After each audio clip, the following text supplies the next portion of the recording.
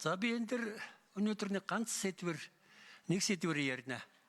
Дэвэн дэлхий хамж ярихгүй. Тэр нь юу юм бэ гэхэд та бүхэн сая баруун хаалгаар орохдоо сууж байсан хүмүүс харсан байх. Тэрний төлөөлөө тэнд бас байна. Энэ нь хэн бэ гэхэд та бүхэн өөрсдөө мэдж байгаа. Энд чинээ бас нилээд хүмүүс сууж явах байна. Энэ байгаль нийгмийн замын ёсны 3 үе байдаг.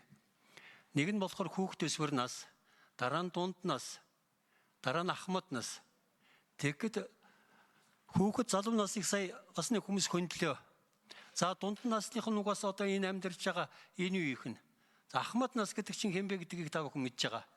Өнөөдөр 20 хэдэн хоног сууж байгаа нөхдөө тэр ахмад насны ирэх яаж зөрчигдөж байна. Энэ хүмүүс одоо яаж зовж байна жишээлгээд амьдараа харуулж байна. За би энэ сэдвээр ярь ганцхан чиглэлээр.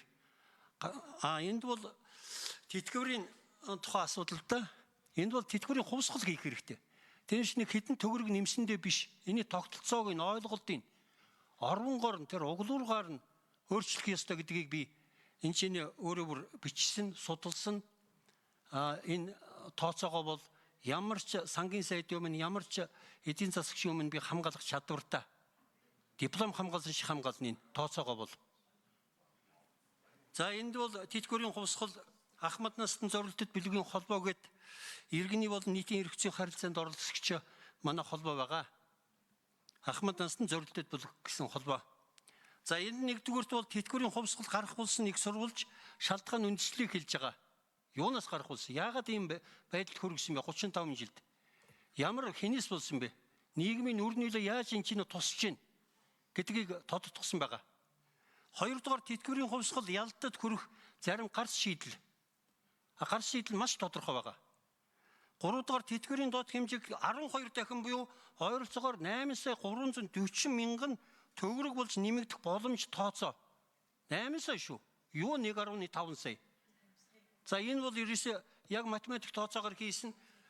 Энийг бол би хамгаалахад бол яг одоо ямар ч их хурл дээр хэлж болж байгаа жишээлгээд. За дөрөвдүгээр тэтгэврийн хувьсгалт тэтгэврийн зээлийн тухай асуудал. За энэ дөрвөн асуудал дээр би товчхон хэлье. За энийг ингээд уншаад дуржигнуулаад явчих. Энэ бол ямар ч байсан саянаас нь 2-3 цаг ярихад бол нэг ч одоо давах цаггүй асуудал гэж ойлгож байна. Бүгдээрээ л сайн анхаарахыг хүсье. За тэтгэврийн хувьсгал гарах болсон их сурвалж шалтгаан. Их сурвалжин бол Монгол улсад ялсан ардчилсан хувьсгал 1990 он өмнөх социализм, коммунизмгийн хуучныг нийгмээс цоошийн зах зээлийн харилцаа ардчилсан нийгэмд шилжилтийн ороо босгох цагүй ажил хөдөлмөр эрхлэх нөхцөл болцоогүй өмнөх үйлдвэр ажлын байр хаагдсан, дампуурсан, хувь этгээд нийгмийн даатгал төлөх чадваргүй болсон хүнд нөхцөлд амьдарч түүний даван туулах эрсдэлтэй ээдрөө төвхтэй шалгуурт хавчигдан нийгмийн соёлцоо өөрчлөлтийн хайшинд орж төр нийгмийн хэлмэгдэлд орсон ахмад насны юм аа. Хамгийн гол үндс нь нийгмээс шалтгаалж байгаа, төрөөс шалтгаалж байгаа байж. Тэгхгээс биш, нэг хүн яадаг бол түүний өөрийн хүн буруу, мянган хүн яадаг бол тэр нийгэм төрийн буруу гэх алтан сургаалыг санвал ардчилсан хувьсгал ялсан 1990 оноос өдгөө 2025 он хүртэл 35 жилд төр барьсан Монгол ардын нам махан ардчилсан намуудын өөрөөр хэлбэл манан дэглэмийн буруутай хараалган бодлогын үр дагавар өдгөө хурц хэлбэрт орсон гэж үзэхэр байна. Гуравдугаарт 1990 оноос хойш гарсан шинжилт өөрчлөлтөд орсон тэтгэврийн тухай хуулиуд Монгол улсын үндсэн хууль болон хуульд заасан хүний эрх чөлөөг ностож өртсөн гэж үзэхэр байна. Энэ бол үндсэн хуулийн 16 дугаар зүйлийн 4, 16 дугаар зүйлийн 5 дахь хэсгийг бол ностож өртсөн. Энэ бол эрх чөлөөг үндсэн эрх чөлөөг баталгаатай эдлэх тухай дурдж байгаа. Хөдөлмөрийн чадвар алдах, эд мөнгөний тусламж авах эрхтэй ажил мэргэжлээ гэсэн. Тухайлбал тэтгэврийн тухай хуулийн сүүлийн 5 жил өндөр хэмжээний тэтгэврийн даатгал төлсөн төлөлтийн хэмжээг үндэслэн тэтгэвэр олгох тогтоох гэх шударга бус заалтын улмаас өдгөө 1 сая төгрөгөөс дээш хэмжээний тэтгэвэр авч байгаа өндөр наст нь хамрагдсан ба эдгээр өндөр настны амжиргаа хэрэгцсэн дуг тэтгэвэр хүрэлцээтэй байгаа учраас энэхүү тэтгэврийн хувьсгалын хэлмэгдэлд өртөөгөө учраас уг тэмцэлд ирж оролцохгүй байгаа. Би одоо ингээд 20 хэдэн хоног энэ ч ирээд ажиглаж байгаа. Нэг ч тийм саяас дээш авч байгаа хүмүүс ирэхгүй байгаа. Өдөгөө 500-аас 600 мянган төгрөг хувь тэнцвүүлсэн болон бүрэн тэтгэврийн доод хэмжээний тэтгэвэр авч буй ахмад насны дээрх дурдсан үндэслэл шалтгааны улмаас эдийн засгийн нэрвчлөөгөө эдэлж чадахгүй амьдрал амжилгааны ядуугийн хэлмэглэлд өөрийн эрэхгүй татагдсан орсон гэж үзэхэр байна. Өдгөө тэтгэвэр авагчдын нийтдээ 515 мянга 100% гэвэл хувь тэнцвэлсэн хэмжээгээр тэтгэвэр авагчдын тоо бүрэн тэтгэврийн доод хэмжээгээр тэтгэвэр авагчдын тоо 54% та буюу 278 мянган хүн. За бидний шаардлага бол ерөөс энэ маш их зөрүүтэй тэтгэврийн зөрүүг арилгах байгаа. 270 мянган хүн 54% байхад сүүл 1 саяас дээш хувьтай нь 237 мянга буюу 46%-ийг бол энд бол бид нэр хамар болохгүй байгаа. Яагаад гэвэл тэдний амжилгаанд тэр авч байгаа тэтгэврийг хүрч байгаа. Ийм онцлог ялгааг ерөөсөө ялгаж салгаж анхаарах ёстой. Тэрнээс бүгдд нь тэтгэвэр нэм эн чинь ерөөсөө болохгүй нэнэ тэргээд тэр сангийн сайд нь тэр Авбакр гишүүн тэр сайд нь бүгд ингээд яриад байгаа. Тийм биш ээ. Тэгж ингээд хоморголоод мушгаад дандаа асуудлыг шийдвэрлэхээс зайлсхийдэг эднэр шалтгаан тооцдог. Жишээлгээд ойлгох сайд гэсэн. За гол санаагаа яах вэ? За иймэрхүү байна. За одоо зарим гарц шийдэл тэтгэврийн хусгал. Энд бол шинээр цуглаж нийгмийн даатгалын санг төрийн санд нэгтгэж байгаад Монгол ардын нам болон ардчилсан нам манан дэглэм хулгайж улуйварч идэж завшиж хосолсноор байгаа.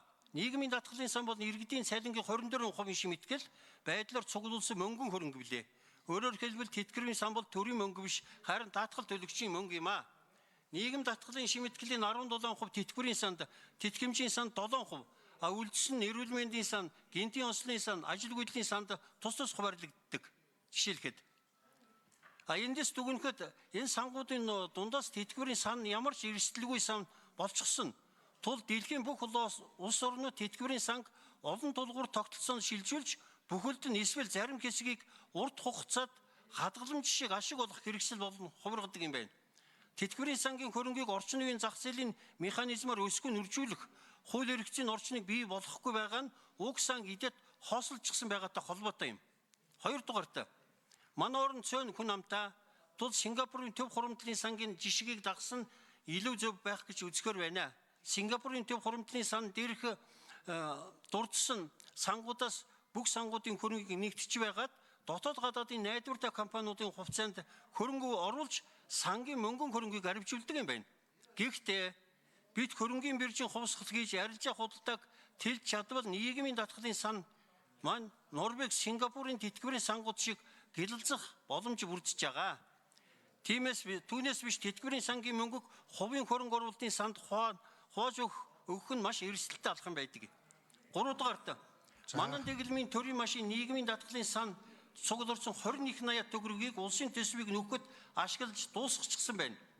Тэтгэврийн сан хоосорчихсан учраас л нийт тэтгэвэр авагчдын 80% нь бага тэтгэвэр авч тэтгэвэрт гарсан өдөртөл ядуусын тоонд орж байгаа. Учир нь жил бүрийн тэтгэвэрт зориулж 2.5 төгрөгийг л төсвөлж байгаа. Гэхдээ 21,80 төгрөг гэдэг бол улсын төсвөлтөд юу хэмжээний их мөнгө шүү дээ. За гол санаагаа хэлчих. Болоогүй одоо яг 5 дэдвэр.